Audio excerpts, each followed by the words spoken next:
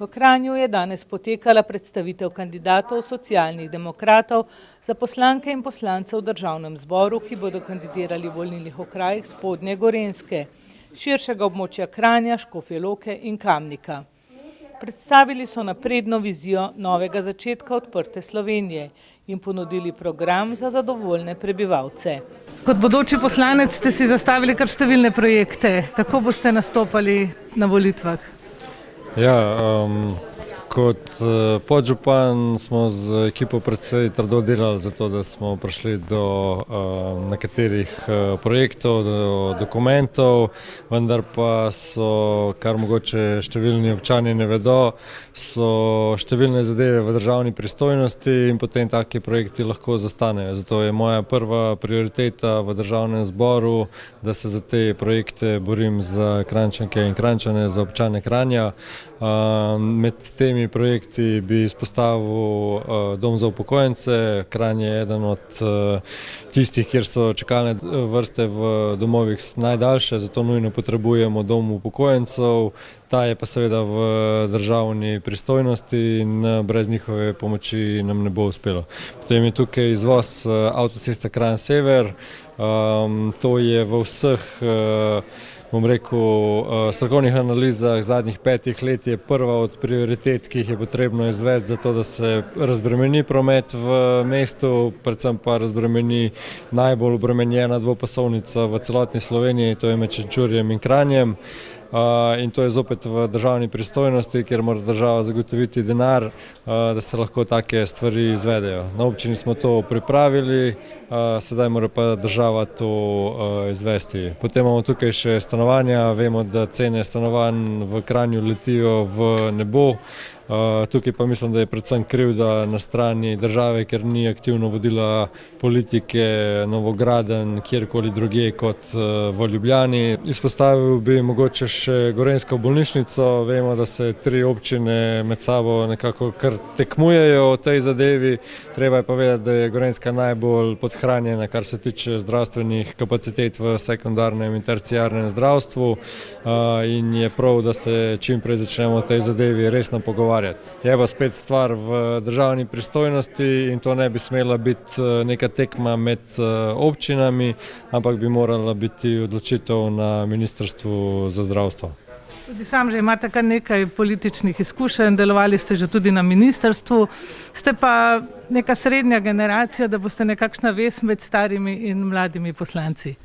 Ja, mogoče se v Sloveniji prevečkrat govori o novih mladih obrazih, ampak bom rekel, da danes smo videli 5 dejansko novih obrazov, stvari se pač spreminjajo, prihaja nova energija in je potrebno tudi kombinirati te izkušnje ali iz javnega sektorja ali iz privatnega sektorja in jih uporabiti tudi v politiki. Treba je pa seveda poznati te osnove, ker drugače se tudi v državni politiki začneš učiti in potem potrebuješ kar nekaj let, da sploh karkoli lahko narediš. Zavzemali se boste za Škofjo Loko, za Gorenjsko. Kakšni so vaši načrti ob bodočem vstopu v državni zbor?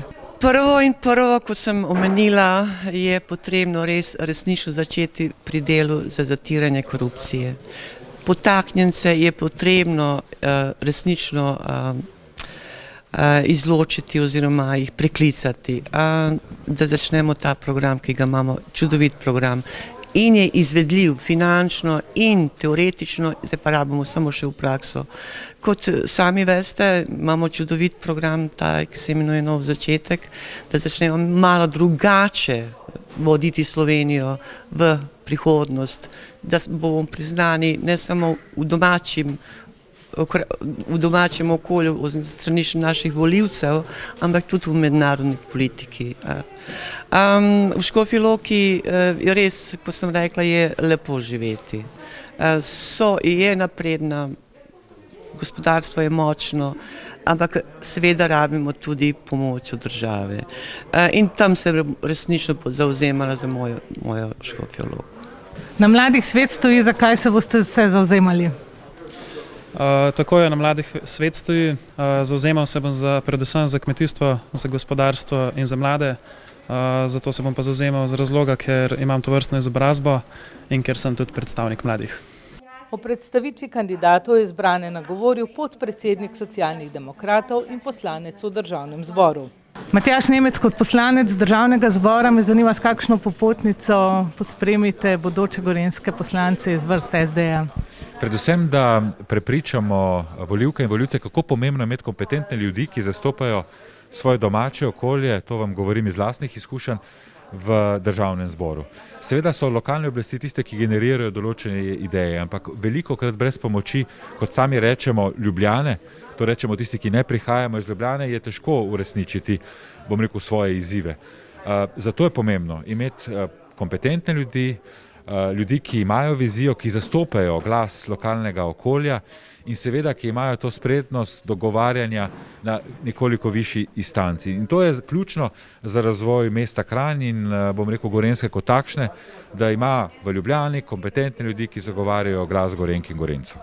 Kako vidite Gorenjsko na zemljevidu Slovenije? Jaz moram reči, da kot Primorec za veliko spoštljivostjo.